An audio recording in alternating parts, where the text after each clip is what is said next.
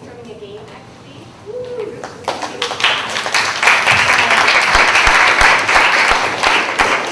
So I'm going to invite Helen, Joe, and Garrett Hugh up.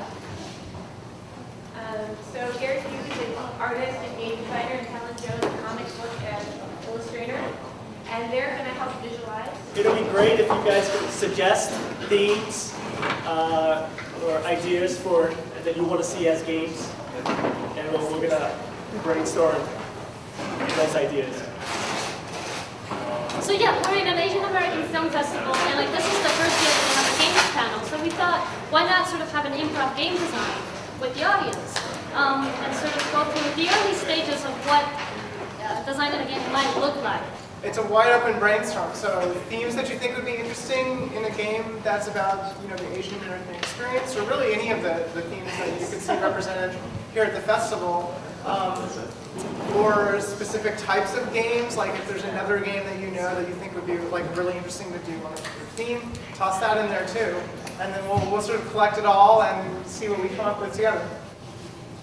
And I think that one of the biggest lessons that I've learned making game designs is how, which kind of went against everything of how I operate normally, was that it's incredibly iterative, meaning we're always going back and forth, it's a cycle, and you kind of sometimes have to commit to something that isn't perfect, just to see how it'll play out, just to see how you feel. So, perfection is not required. We've got one of this figuring out the different ethnicities within the Asian American community. Oh, that's good. Figuring out different cuisines that's associated with each ethnicity. Oh, that's fun. We need taste-o-vision, right? Yeah. Taste-o-vision. Migration and language barriers. Games that raise awareness about mental illness. The immigration process, so specifically geographic transition and cultural exchange. Oh, undocumented students? And games teaching children in third world countries about standing up to corruption. Being an immigrant and navigating the crazy world of American culture, so sort of like American culture shock. So we have two that are clear ethnicity. Figure out ethnicity and cuisine, and the second one is mental illness. So we put out a game with conversation, where there's multiple characters sort of talking to you. So they all have mental health problems. Right. That was fast to bring this together. Yeah, it's a little bit surreal, right? Like you're in a dream where you're not sure of your state of mind. Like you yourself as the player are kind of an unreliable voice or narrator or point of view. Right. So let me throw it out there a little bit. In the community, what are some of the challenges about figuring out different ethnicities?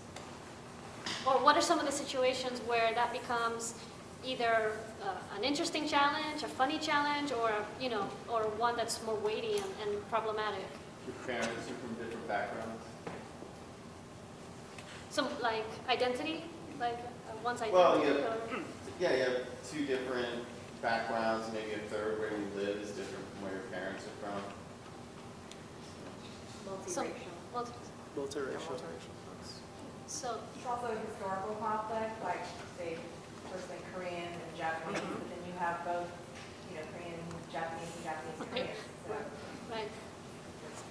So I can imagine maybe like being some kind of whatever my entity is, whatever my character or virtual representation is. Maybe that's like a fluid thing, and sometimes I'm more Korean, depending, or sometimes I'm more something else. And Oh, definitely there could be a power in switching out your identity, and so and mix it up.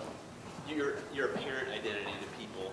Well, one really interesting thing that maybe we could talk about in this context is what's called code shifting, right? Where people sort of like talk differently, use different kinds of phrases, or speak bits of one language and along with another language, and it all depends on the situation you're in, like whether you're around your family, whether you're around your friends who belong to the same community, right?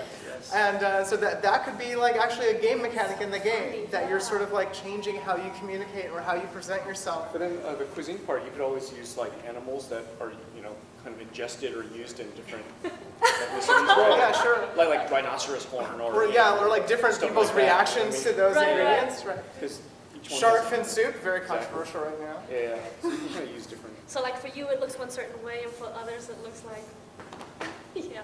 You had on your. Oh, I was just saying that, the majoritarian Anglo culture perceives all Asian Americans as Asian Americans, Right. and within it, obviously, there's all these different cultures and nationalities and languages. So is there a way that that sort of like either guessing or assumptions that are made could be turned into a feature of the game? I think that's a great idea. How can that be a feature, a main feature, So, the I mean- Anglo lens? Yeah, and there's we're talking a lot about categories, right? Like how people are divided up into groups, and how real are those groups, right? And there are people that cross lines, multiracial folks, and there's lots of questions like, well, who do we mean when we say Asian? Are we including South Asians as well, and East Asians, Southeast Asians? And games, one way that games can be really useful is they operate on rules, right? And you sort of adopt a set of rules when you start playing a game. So you say like, oh, okay, I'm operating in these categories. These are like, inside the game structure, these are literally buckets that people are going into.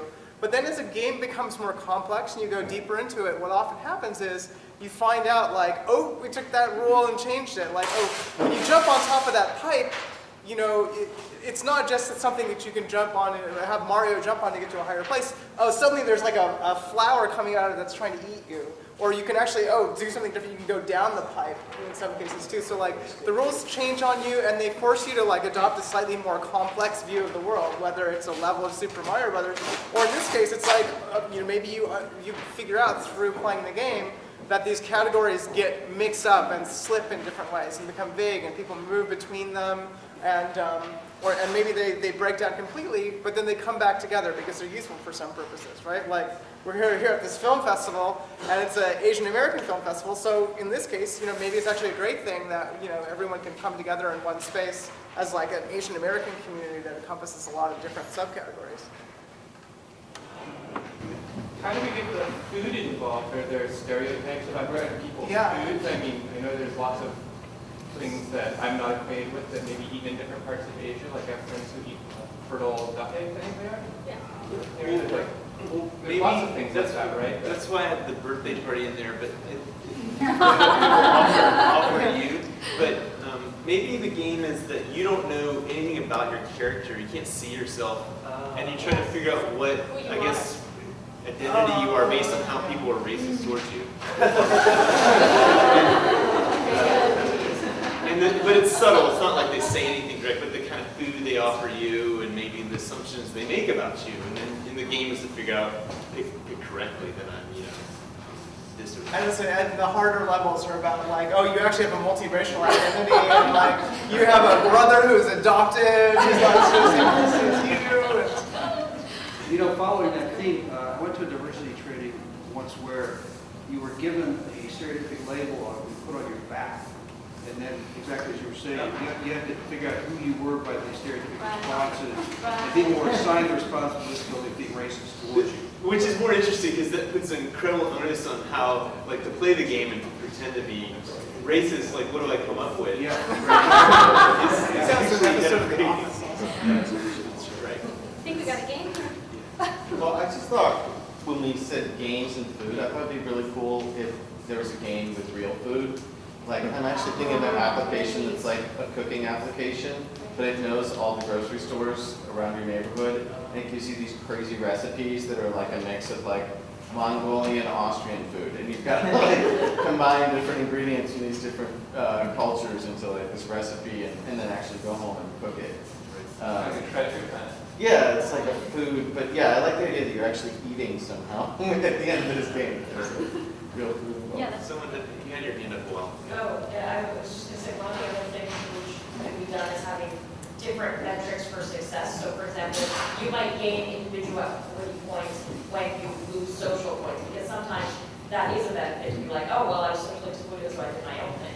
But then on the flip side, you can also have situations where you would need those social points and kind of navigating that social construction of identity versus self-identity as part of your metrics